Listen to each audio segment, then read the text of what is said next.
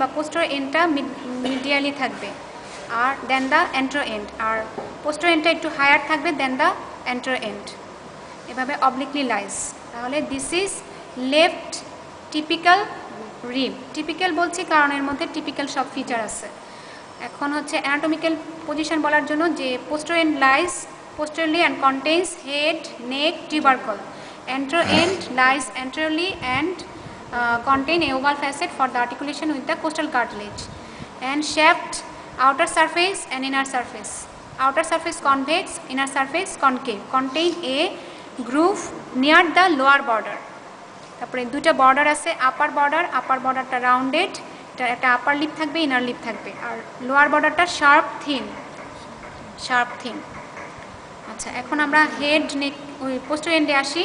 হেডের typical রিবে দুইটা facet থাকবে। Typical রিবে 2 facet থাকবে, একটা ইন্টার মানে কি বলবো, একটা রিজ দিয়ে ভাগ থাকবে, হ্যাঁ আপার লোয়ার ফ্যাসেটে ভাগ থাকবে। এখন কে কার সাথে আর্টিকুলেট থাকবে, আর্টিকুলেট করবে, তো লাম্বার ক্লাসিক হলে ভালো হতো। হ্যাঁ, আপারটা করবে হায়ার ভার্টিব্রার সাথে, হায়ার ভার্টিব্রার লোয়ার ফ্যাসেটের সাথে, আর লোয়ারটা করবে করেসপন্ডিং ভার্টিব্রার আপার ফ্যাসেটের সাথে।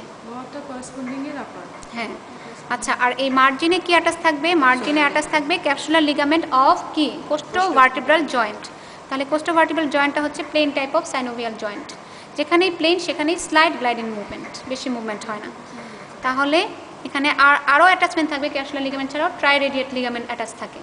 ট্রাইরেডিয়েট যেহেতু বলতেছি, কিভাবে অ্যাটাচ থাকবে, একটা তো হচ্ছে এই হেডেই অ্যাটাচ থাকবে, একটা হচ্ছে আপার ভার্টিব্রার সাথে একটা রেডিয়েট, আর একটা লোয়ার ভার্টিব্রার সাথে একটা রেডিয়েট, এইভাবেই ট্রাইরেডিয়েট হয়ে গেছে। তারপরে হচ্ছে নেক। নেকে হচ্ছে এটা অ্যান্টেরিয়র সারফেস, এটা পোস্টেরিয়র সারফেস, এটা সুপিরিয়র বর্ডার, এটা ইনফেরিয়র বর্ডার। আর টিবারকল, অনেকে বলে 2 টিবারকল, 2 টিবারকল না, আসলে 1 টিবারকল 2 পার্ট, 1 টিবারকল বা 2 পার্ট। 2 পার্টের মধ্যে যেটা হচ্ছে আর্টিকুলার সেটা হচ্ছে মিডিয়াল পার্ট, মিডিয়াল পার্টটা আর্টিকুলার। এটা আর্টিকুলেট করবে হচ্ছে ট্রান্সভার্স প্রসেসের টিপে একটা ফ্যাসেট থাকবে ওটার সাথে করেসপন্ডিং, হ্যাঁ এটা করেসপন্ডিং ভার্টিব্রা, ট্রান্সভার্স প্রসেসের সাথে থাকবে। আর নন আর্টিকুলার পার্টে হচ্ছে একটা লিগামেন্ট অ্যাটাচ থাকবে। লিগামেন্টটা কি, এটা যেহেতু জয়েন্টটা ট্রান্সভার্স প্রসেসের সাথে, তাহলে কোস্টো ট্রান্সভার্স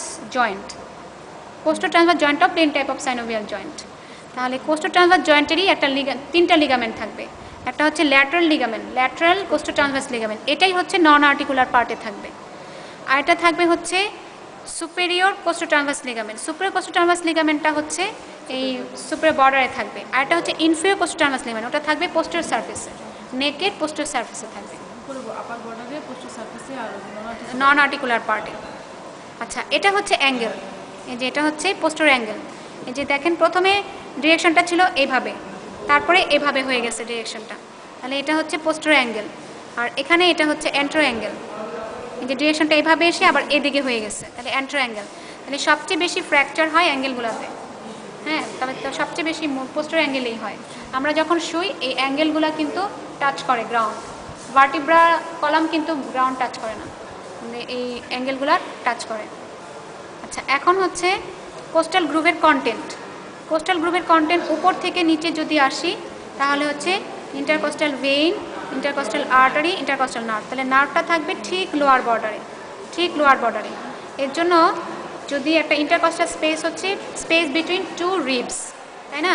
তাহলে আমাদের যদি কোনো কারণে ইন্টারকোস্টাল স্পেসে এন্টার করতে হয়, আমরা কি করব, নিডলটা কোন দিক দিয়ে ঢুকাবো? লোয়ার রিবের আপার বর্ডার দিয়ে ঢুকাবো। আপার রিবের লোয়ার বর্ডার দিয়ে কেন ঢুকাইলাম না? কারণ আমি বলছি নার্ভটা যে এখানে আছে লোয়ার বর্ডারে আছে, কারণ ওই রিলেশনটা কোস্টাল গ্রুপের রিলেশনটা লোয়ার রিবের এটার আপার দিয়ে দিব, তাহলে তো ভেসেল মানে এটা যদি লোয়ার রিব হয় এটার আপার বর্ডার দিয়ে দিব। আচ্ছা, তারপরে হচ্ছে এই গ্রুভের ফ্লোরে থাকবে হচ্ছে internal intercostal muscle and intercostalis intimi. আর নিউরোভাস্কুলার বান্ডেলটাও কিন্তু internal intercostal muscle and intercostalis intimi এই 2 লেয়ারের মাঝখানে থাকবে। আর এই কি বলে ইন্টারকোস্টাল মাসেলগুলো কিভাবে থাকবে অ্যাটাচমেন্ট 2 রিবের মাঝখানে?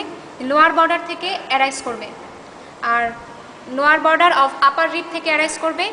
আর লোয়ার আপার বর্ডারের আউটার লিপে হচ্ছে এক্সটার্নাল অবলিক, আর ইনার লিপে হচ্ছে ইন্টারনাল অবলিক ইনসারশন নেবে লোয়ার রিবের। লোয়ার রিবের আপার বর্ডার আর আপার রিবের লোয়ার বর্ডার, এই কথাটা মনে রাখবেন। আর এক্সটার্নাল অবলিক লোয়ার বর্ডার থেকে আসবে, আর ইন্টারনাল অবলিক আমি তো বললাম ফ্লোরটা থেকে আসবে। আচ্ছা, তাহলে ডিরেকশনটা কিভাবে হবে? ডিরেকশনটা এক্সটার্নাল অবলিক হবে downwards, forwards and laterally. Downwards, forwards, medially. Downwards, forwards, medially, কারণ পিছন থেকে সামনে আসতেছে তো। Downwards, forwards, medially. আর ইন্টারনাল অবলিক হচ্ছে আপওয়ার্ডস, ব্যাকওয়ার্ডস এন্ড ল্যাটারালি। কারণ এক্সটার্নাল অবলিক শুরু হবে আপনার, এক্সটার্নাল অবলিক শুরু হবে অ্যাঙ্গেল থেকে, অ্যাঙ্গেল থেকে শুরু হবে, অ্যাঙ্গেল না তো সরি, টিবারকল থেকে শুরু হবে। টিবারকল থেকে শুরু হয়ে এক্সটার্নাল অবলিক একদম এই কোস্টোকন্ড্রাল জাংশন পর্যন্ত আসবে। এরপরে এখান থেকে স্টার্নাম পর্যন্ত রিপ্লেসড হবে by membrane, external oblique membrane.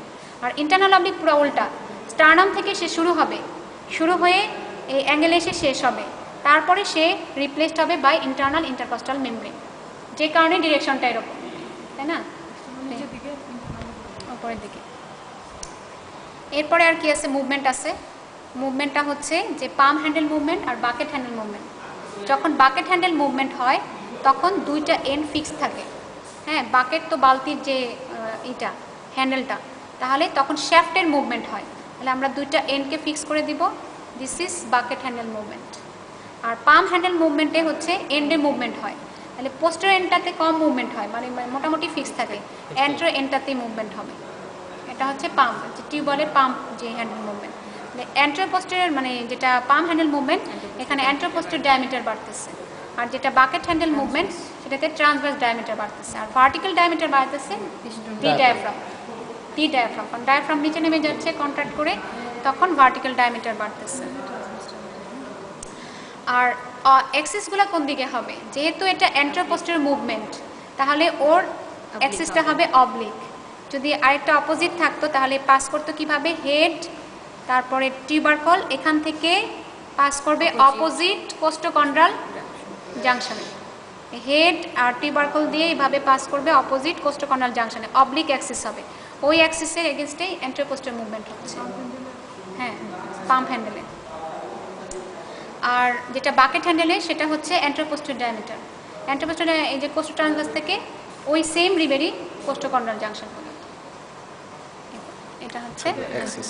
হ্যাঁ, এটা বাকেট হ্যান্ডেলের অ্যাক্সিস। অ্যাক্সিসগুলো কিন্তু জিজ্ঞেস করবে, মনে রাখবেন উল্টা হবে অ্যাক্সিস। যদি ট্রান্সভার্স থেকে মুভমেন্ট হয় তার অ্যাক্সিস হবে অ্যান্ট্রোপোস্টেরিয়র, আর যদি অ্যান্ট্রোপোস্টেরিয়র মুভমেন্ট হয় তার অ্যাক্সিস হবে ট্রান্সভার্স অথবা অবলিক, তাই না? যেমন আমরা ফ্লেকশন এক্সটেনশন বলি, সেই ক্ষেত্রে অ্যাক্সিসটা কিন্তু ট্রান্সভার্স, তাই না?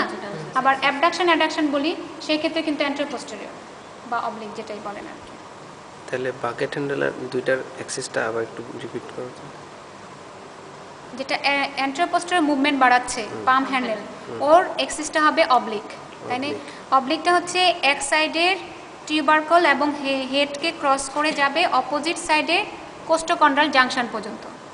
আর যেটা হচ্ছে বাকেট হ্যান্ডেলের অ্যাক্সিস, সেটা অ্যান্ট্রোপোস্টার হবে, সেটা সেম সাইডেরই এই হেড থেকে কোস্টোকন্ড্রাল জাংশন পর্যন্ত। এটা অ্যান্ট্রোপোস্টার হয়ে গেল বাকেট হ্যান্ডেল। আর হচ্ছে রিপসের ক্লাসিফিকেশন জিজ্ঞেস করবে, ট্রু রিপ কি, ফলস রিপ কি, কোনগুলা ট্রু রিপ, কোনগুলা আপার 7 যেটা স্টার্নামের সাথে অ্যাটাচ থাকবে সেগুলাই হচ্ছে ট্রু রিপ বা স্টার্নো কন্ড্রাল রিপ।